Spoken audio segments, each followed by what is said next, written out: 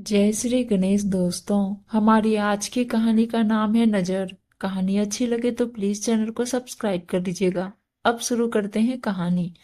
दीदी, जो दिन भर बैठकर माँ जी के साथ मेरी चुगलखोरी करती रहती हैं, आपकी इन्हीं हरकतों की वजह से आपके ससुराल वालों ने आपको छोड़ दिया है। इतना सुनते ही स्वाति अपनी माँ किरण देवी का मुंह देखने लगती है, जैसे पूछ रही हो कि यह बातें भाभी को कैसे पता चल गई कि मुझे ससुराल से निकाल दिया गया है। आखिर इसे बताया किसने यह बात। अभी मुश्किल से मेरी शादी को 8 महीने ही हुए हैं। मेरी शादी के 1 महीने बाद मेरी ननद स्वाति की भी शादी हो गई। अब मेरे घर में बस मेरी सास किरण जी, मेरे पति पंकज और मैं ही रहते थे। पंकज के पिता बहुत पहले ही गुजर गए थे। शादी के 8 महीने तो बड़े ही अच्छे से गुजर गए, लेकिन एक दिन अचानक ही स्वाति के ससुराल से फोन आता है। उसकी सास स्वाति को वापस ले जाने के लिए कहती है। स्वाति की हरकतों से उसके पूरे ससुराल वाले परेशान हो गए थे, जिसके चलते स्वाति के ससुराल वालों ने उसे मायके भेज दिया, यह कहते हुए कि अगर 2-3 महीने में यह अपनी हरकतें सुधार ली तब तो ठीक है, नहीं तो हम अपने बेटे की दूसरी शादी कर लेंगे। ऐसी लड़की हम अपने बेटे के माथे नहीं मरेंगे। स्वाति के लिए जैसे डूब मरने वाली बात थी। नई नई शादी थी और 7-8 महीने बाद ही ससुराल से इस तरह करके मायके भेज देने के बावजूद भी जैसे उसके ऊपर कोई असर ही नहीं पड़ता था। 2-4 दिन तो गुमसुम सी रही, लेकिन कहते हैं ना कि कुत्ते की दुम कभी सीधी नहीं हो सकती। वही हाल स्वाति का था। अपनी चुगलखोरी की आदत से वह इतनी मजबूर थी कि इतनी बड़ी आफत पड़ने के बावजूद भी वह अपनी आदत से बाज नहीं आई और आखिरकार 3-4 दिन बीतने के बाद वह अपने असली रूप में आ गई। बिल्कुल ससुराल को भूल बैठी थी। मायके में बैठकर खाने को मिलता था। जो चीज चाहिए वह तुरंत मिल जाती थी। बस एक ऑर्डर करने की देरी थी। नौकरानी उसकी भाभी रश्मि जो थी ही हर ऑर्डर पूरा करने के लिए। अभी मुश्किल से रश्मि के साथ रहते हुए स्वाति को 10 दिन ही हुए थे कि वह तो रश्मि के पीछे ही पड़ गई। खुद का सुख चैन तो छिनवा के आई थी। रश्मि की सुखद जिंदगी में भी आग लगाने से बाज नहीं आई और धीरे धीरे करके अपनी माँ किरण देवी के कान रश्मि के खिलाफ भरने लगी। देखो माँ, भाभी कितना लेट सोकर उठती है। बताओ, किसी के घर की बहू की ऐसी हरकतें होती है। इतनी हिम्मत, यह तो किसी मनबड़ी औरत का ही काम होता है, जैसे भाभी कर रही है। इनको 6 बजे तक कम से कम नहाकर पूजा करके तुम्हें चाय बनाकर दे देनी चाहिए, और अभी तक 7 बज गए। तुम्हारे चाय का तो कोई अता पता ही नहीं है। अब तुम चुपचाप बैठे बहू के फ्री होने का इंतजार करोगी। यह नहीं कि एक बार जोर से चिल्लाओ, चाय मांगो सुबह की। चाय इतने लेट आती है क्या? किरण जी, उन्हें भी अपनी बेटी की बातें बड़ी सही लगी और तुरंत ही जोर लगा के रश्मि को बुलाने लगी। बहू, अगर अब तुम्हें अपने काम से फुर्सत मिल गया हो तो हमें भी एक कप चाय दे दो। बेचारी रश्मि डर गई। वह भागकर माँ जी के लिए चाय बनाने लगी। जैसे ही चाय लेकर गई तो स्वाति ने उसे बोला, भाभी, कल से माँ को सुबह चाय ठीक 6 बजे दे दिया करो। 6 बजे दीदी? लेकिन मैं नहाऊंगी कब? माँ जी तो 6 बजे तक सोई रहती हैं। सोए रहती है तो उठाकर दे दिया करो। और रही बात तुम्हारे नहाने की, तो तुम और जल्दी उठ जाया करो। दिन निकल आता है फिर तुम नहाने जाती हो और माँ बैठकर चाय का इंतजार करती रहती है। बताओ, अच्छा लगता है? भला अब रश्मि क्या ही स्वाति के मुंह लगे चुपचाप वहां से चली जाती है। इधर स्वाति रश्मि को पहली बार डांटकर बड़ी खुश होती है। उसकी नजर 24 घंटे गीत की तरह रश्मि के ऊपर ही रहती थी। रश्मि ने दोपहर में जब सबके लिए खाना निकाला तो खुद भी सबके साथ बैठकर खाने लगी। तब स्वाति ने कहा, माँ, तुम्हारे यहाँ तो सही है, कम से कम बहुएं बराबर में बैठकर खाना तो खा लेती है। हमारे यहाँ तो हिम्मत ही नहीं होती है कि जब तक सास खाना खाकर चली ना जाए हम अपने मुंह में एक निवाला भी डाले। स्वाति की बात सुनकर किरण देवी रश्मि को देखने लगती है। सास को देख रश्मि डर जाती है और जो निवाला मुंह में डालने वाली थी वह भी प्लेट में रखकर चुपचाप उठ जाती है। स्वाति अपनी जीत पर बड़ी खुश होती है, लेकिन धीरे धीरे रश्मि के मन में स्वाति के लिए गुस्सा भरने लगा था। एक दिन रश्मि ने सोमवार का फास्ट रखा था, तो सुबह का सबका नाश्ता कराकर, गैस साफ करके, पूरे किचन की सफाई करके, अपने लिए चाय मूंगफली बनाई और अपने कमरे में बैठकर चाय पीने लगी। जैसे ही वह चाय का कप किचन में रखने गई कि स्वाति की नजर कप पर पड़ गई। उसने अपनी माँ से कहा, माँ, अब तो इस घर में यह भी होने लगा, अकेले अकेले बना के चाय पी लिया। यह भी नहीं कि एक बार पूछ ले कि कोई और घर में चाय पिएगा कि नहीं। यह तो चोरी छुपे जाने क्या क्या खा पी लेती है, और हमें तो बस नाम का खाना नाश्ता टाइम पर बस पकड़ा दिया जाता है। असली राज तो भाई इन्हीं का आया है। किचन में खड़ी रश्मि स्वाति की सारी बातें सुन रही थी। अब उसे धीरे धीरे करके स्वाति से चिढ़ हो गई थी, नफरत सी होने लगी थी। स्वाति 24 घंटे रश्मि के पीछे पड़ी रहती। अगर रश्मि एक गिलास पानी भी पी ले तो स्वाति उस पानी के लिए भी बवाल कर देती। इन्हें प्यास लगती है, टाइम टाइम पर खुद पानी पी लेते हैं भाई, घर की मालकिन है। 24 घंटे किचन में घुसी रहती है, खाती पीती रहती है। यह नहीं कि जरा किसी और को भी घर में देख ले, किसी और को भी पूछ ले। सुबह नाश्ता कर लिया, इसके बाद सीधे खाना ही मिलेगा।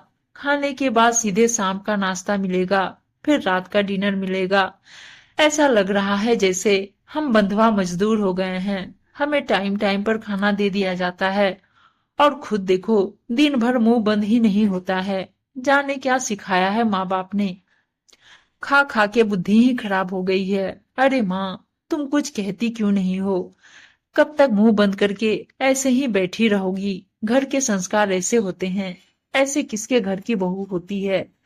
हमारे यहाँ तो ऐसा कुछ भी नहीं होता है। मजाल है कि अगर कुछ खाने का मन करे तो बिना सबको खिलाए वह चीज खा ले। अरे एक मिठाई का टुकड़ा भी आता है तो घर में सबको बांट के खाते हैं। यहाँ तो दिन भर कब क्या खाया जाए कुछ पता ही नहीं चलता है। ऐसा लगता है जैसे मायके में कुछ देखा ही नहीं है, दिन भर खाते ही रहती है। भगवान जाने कैसे इतना पचा लेती है। स्वाति दिन भर रश्मि को बरबराती रहती थी, लेकिन आज रश्मि की भी सहन शक्ति जवाब दे गई थी।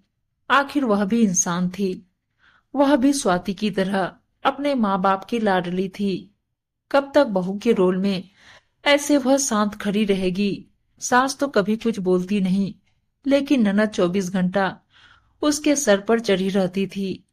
अब रश्मि ने पूरा मूड बना लिया था, चाहे कुछ भी हो जाए, इस बार अगर दीदी मुझे कुछ भी बोलेंगी, मैं उन्हें पलट के जवाब जरूर दूंगी। इसके बाद जो होगा देखा जाएगा। बर्दाश्त करने की भी कोई क्षमता होती है। शाम को रश्मि ने सबके लिए पोहा बनाया, और खुद का उपवास था, इसलिए उसने अपने लिए साबूदाने की खीर बना ली थी। सबको पोहा देने के बाद जैसे ही रश्मि खीर खाने बैठी की, स्वाति की नजर उसकी खीर पर पड़ गई, और तुरंत ही अपने माँ के पास जाकर बोली, माँ देख लो, महारानी खीर खा रही है या रबड़ी पता नहीं है। बस गैस की बर्बादी है, दूध की बर्बादी है, और बना भी रही तो यह नहीं कि सबको प्रसाद में थोड़ा थोड़ा सा दे दे। क्या मजे लगा रखे हैं, कितना खाती है यह औरत। इतना सुनते ही रश्मि तिलमिला उठी। मतलब पूरे दिन काम करने के बाद भी उपवास में एक कटोरी खीर खाना मुश्किल हो गया है। गुस्से में उठी और सारी खीर ले जाकर स्वाति के आगे रख दी, और बोली, दीदी लो खा लो, अगर इतने से पेट ना भरे तो मैं और बनाकर लाती हूँ, वह भी खा लेना। पेट मेरा बड़ा है या आपका, मुझे समझ में ही नहीं आता।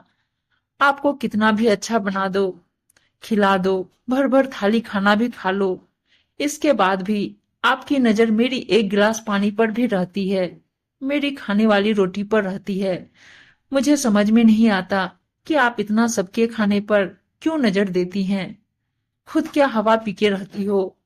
4-4 रोटी आप भी खाती हो, एक एक कटोरी दाल खाती हो, सब्जी खाती हो, हवा की बातें करती हो। दिन भर कुछ ना कुछ चाहिए होता है, बना बना कर देती रहती हूँ। पागल हूं मैं, मुझे समझ में नहीं आता है।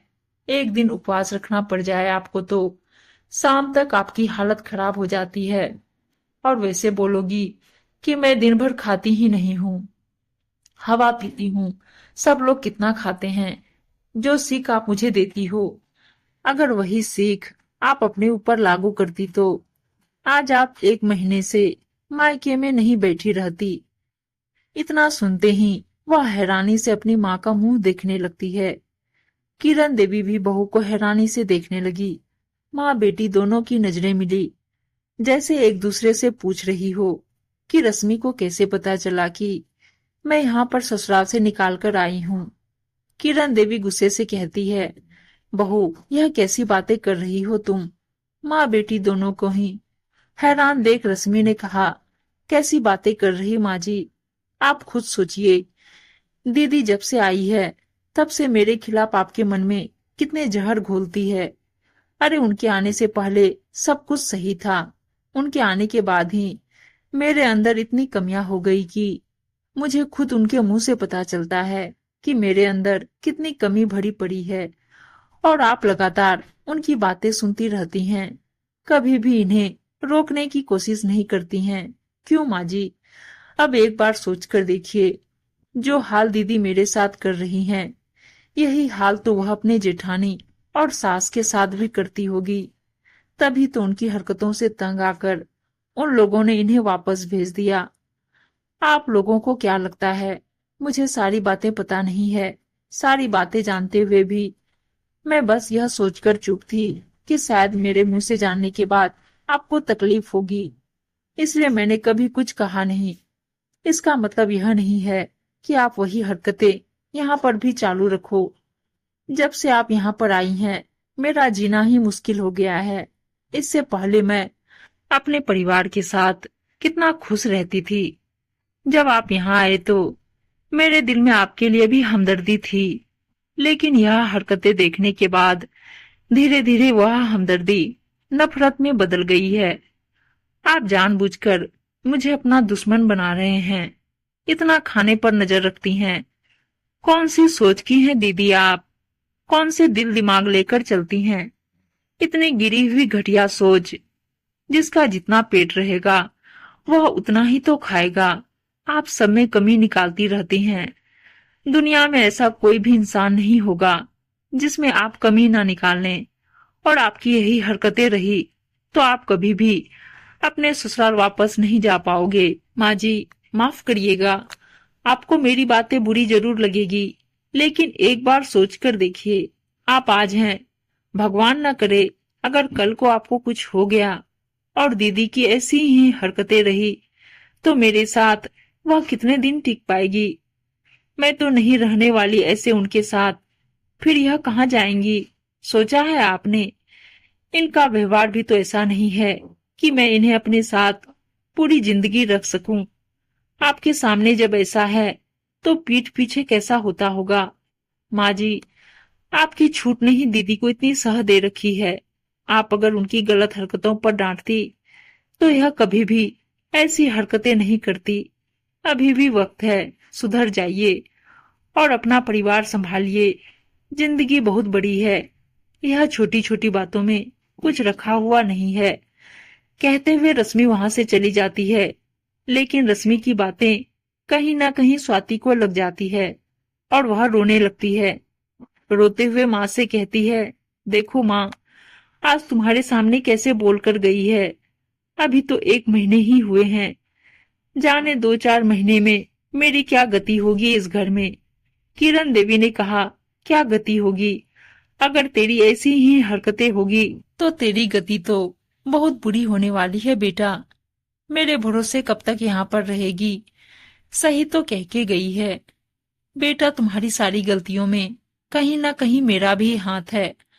आज 8 महीने से मुझे मेरी बहू में कोई भी कमी दिखाई नहीं दे रही थी। मैं भी शांत रहती थी, हंसी खुशी परिवार रहता था। लेकिन जब से तुम आई हो, मेरे भी दिल दिमाग में टेंशन सी होती गई कि बहू कैसी होती जा रही है, क्योंकि तुम मुझे गंदी नजर से उसको दिखा रही थी। और यही नजर तो तुम अपनी सास पर भी बनाती हो, अपने जेठानी पर भी बनाती हो। जिस झुमके के लिए तुम यहाँ पर लड़के आ गई हो, अगर तुम्हारे पति ने बोल दिया कि 4-6 महीने बाद बनवा देगा तो तुम शांत रह जाती।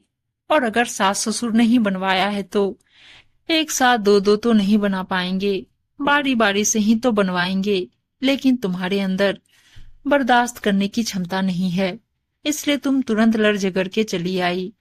अगर सच में वह लोग तुम्हें वापस नहीं ले गए तो वही होगा जो बहू कह गई है।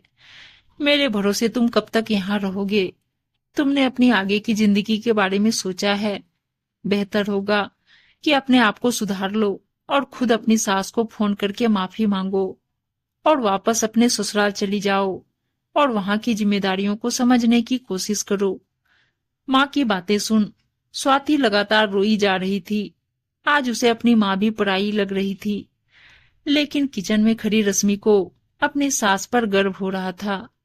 उम्मीद है दोस्तों कहानी अच्छी लगी होगी, और अच्छी अच्छी कहानियां सुनने के लिए चैनल को सब्सक्राइब और वीडियो को लाइक शेयर जरूर कर दीजिएगा। धन्यवाद दोस्तों।